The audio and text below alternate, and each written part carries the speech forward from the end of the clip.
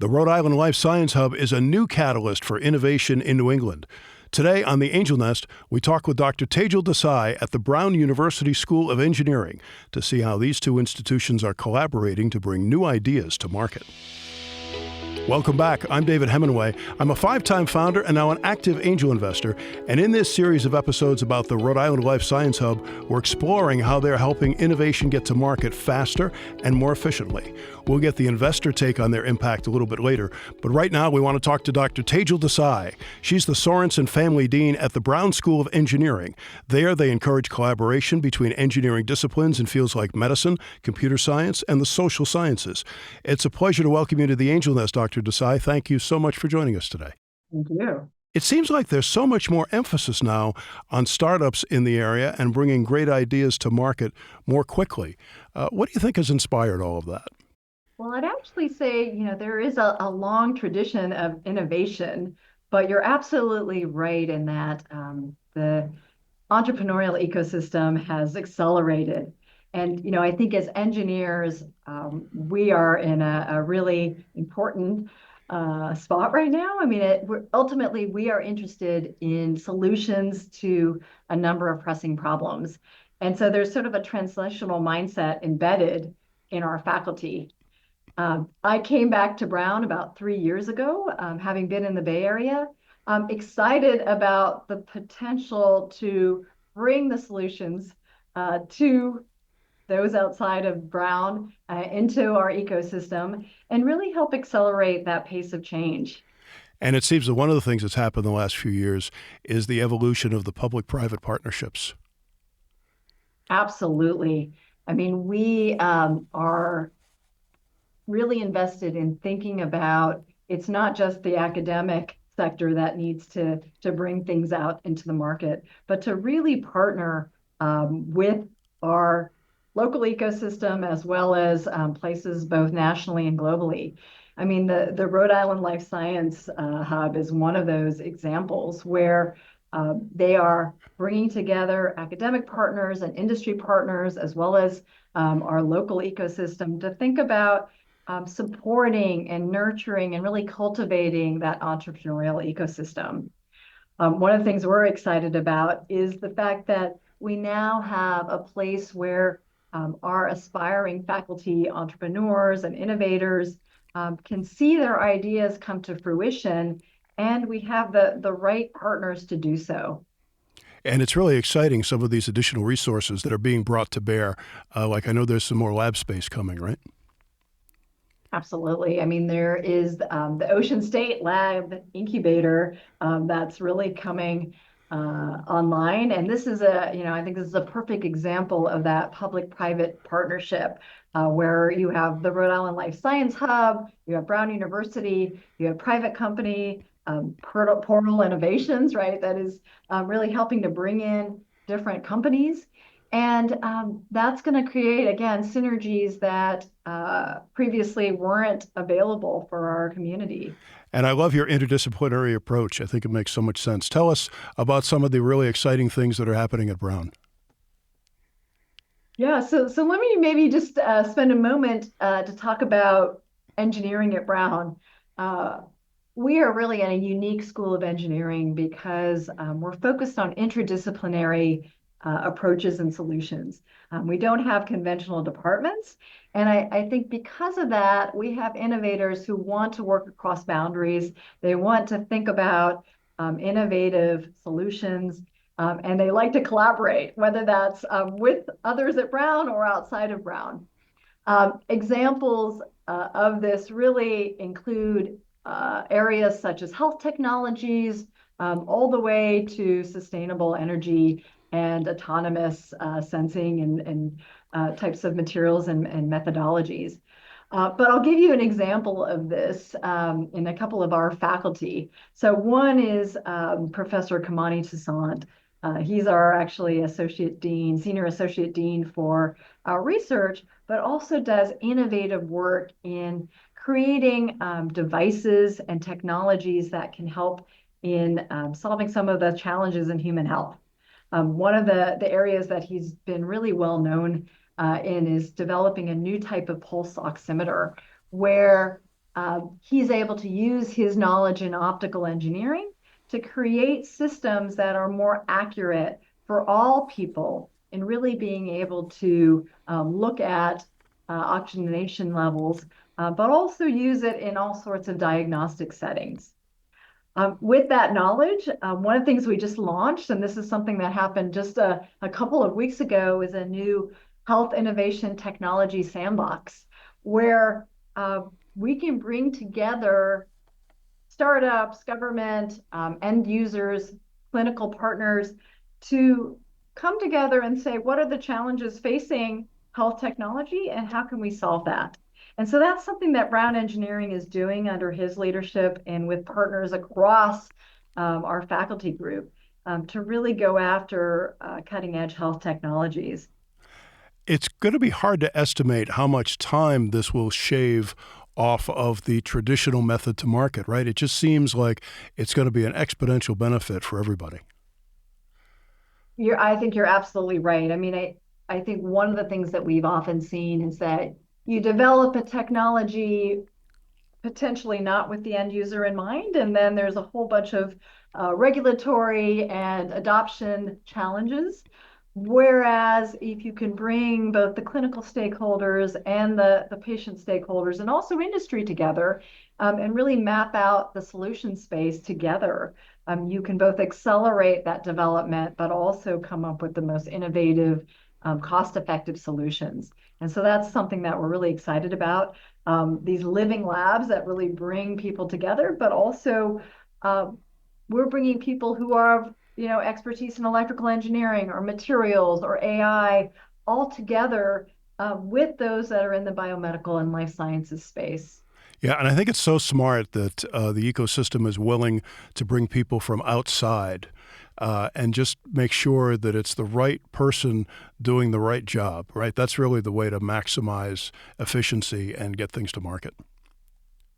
Absolutely. And, I think the other thing is that, we have a number of faculty who are excited to move solutions forward, but they just need a little bit of both expertise and support that might not be already in-house. And so having the Rhode Island Life Sciences Hub, having the incubators and accelerators at our disposal, and then having expertise, right? A lot of what Rhode Island Life Sciences Hub does is bring in the mentorship and bring in those that have done it before to help our innovators launch their companies and endeavors. Just great. So, what does the next year look like for the Rhode Island ecosystem, Doctor? Any ideas? I think it's an exciting time. As you know, we have a new building going up that is the life sciences, will be the life sciences laboratory. And so that will have engineers, but it will have biomedical scientists and neuroscientists together co-located. We're really working hand in hand with our partners in the School of Medicine as well as the School of Public Health to accelerate solutions. But importantly, I'm excited about the prospect of having new companies and industry come into the local environment. And I just recently saw an announcement of many new companies that are actually coming into the Rhode Island ecosystem that I think we will be great partners with in accelerating their approaches as well. That's fabulous. Dr. Tejal Desai, you are the Sorenson Family Dean at the Brown University School of Engineering. Thanks so much for spending some time with us, and we'll be checking back in with you frequently. Wonderful. It's been a pleasure, and I look forward to seeing everything we can accomplish together. Now we want to get the investor perspective on what's happening with the local ecosystem. David Uffer is a life science operator and investor with a history of supporting innovation in Rhode Island. He specializes in business development, crucial to every ecosystem, as well as M&A, otherwise known as the ultimate destination for investors, right? He's also very active in licensing and partnering. Welcome, David. Thanks for joining us. Thanks for having me, David. Let's talk about the Rhode Island Life Science Hub and some of these other initiatives that are happening in the area. It seems like it could just potentially change the whole game. I'm a huge fan of what the governor has gotten behind in funding Rhode Island Life Science Hub. The leadership there through Mark Turco is stellar. I have history with Mark from my previous corporate world at Covidien / Medtronic. So he's really driving to build what we call an ecosystem and bring this hub to fruition, and that we can bring so many different companies. We have so many local players in life sciences, and bringing them together as a true hub where it's centrally located and you can access any one of those helpers, if you will. I call everybody a helper. You could be investing, but you're helping the company move to that next stage. We have so many different constituents that advance technology in our ecosystem, and it does take all hands to build these. Are there particular areas that you see ready for explosive growth?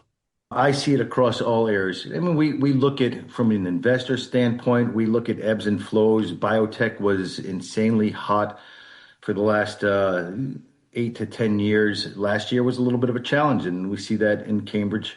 They're having difficulty with the financing of all of the innovation.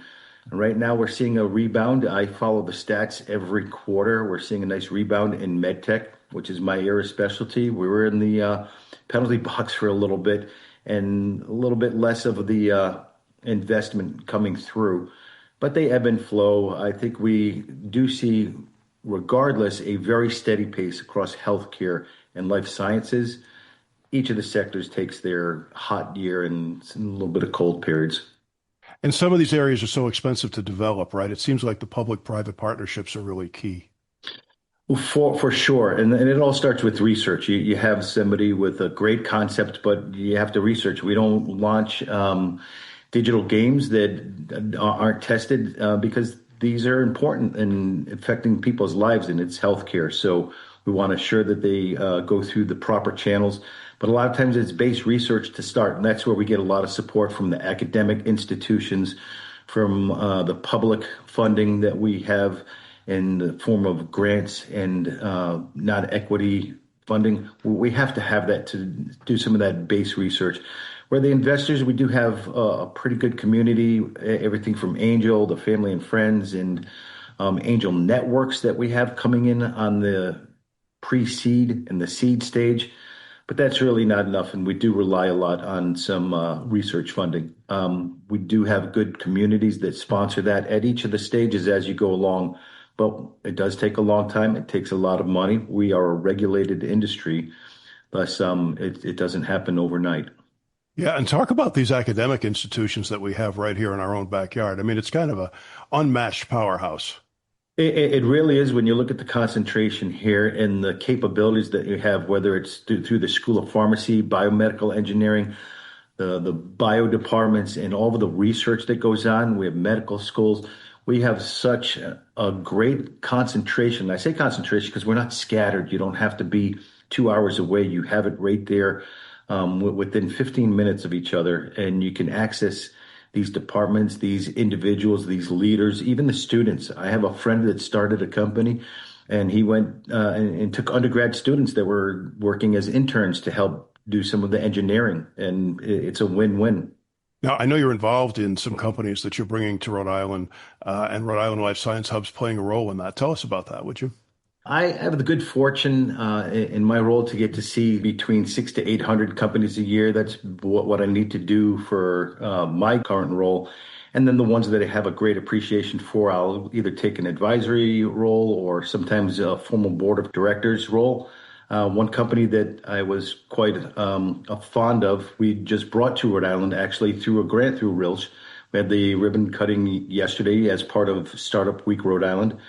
And they are now, while they're still domiciled in Perth in their headquarters in Australia, they're now a Rhode Island company, and they'll be hiring out a lot of talent here to bring the technology commercial. The same thing with another company out of Ireland that I'm on the board of is applying for this grant. And I think it would be a wonderful company to bring to Rhode Island to expand their commercial presence, because it's hard to do this from overseas where you have to go after the single largest healthcare market. If that's part of your commercial plan, they need to be located here, and why not Rhode Island has been our attitude. That's fabulous. And we have now the support systems in Rhode Island to take care of these companies. You're right, David. It's just not land here, take an office, and throw a sales leader out there. We have a company that is working with contract developers, developing their technology from their core research and their initial engineering and design for manufacturing. And then we'll go into early stage manufacturing, which we have right here in Providence. They'll also be working with advisors to go through regulatory process where they're not going to understand that from Australia, but people here that are expert in bringing companies through the FDA to get approval to then go launch the technology. That's what they're finding here right in Rhode Island. That's great. David Uffer, operator, life sciences investor, friend of the local ecosystem, and big booster of Rhode Island Life Science Hub. Thanks so much for joining us today. Thank you, David. You can get contact information for today's guests, and you can learn more about the Rhode Island Life Science Hub and connect with Dr. Mark Turco and the rest of the team at rilifescience.com. You can also reach me at theangelnest.com, where I hope you'll get in touch if you know of an interesting story or a company that we should be talking about. We produce The Angel Nest with help from Rob Higley and Mike Bognar at the controls of CDM Studios in the historic Art Deco Film Center building just west of Times Square in New York. I'm David Hemingway. Thanks for listening. So long until next time.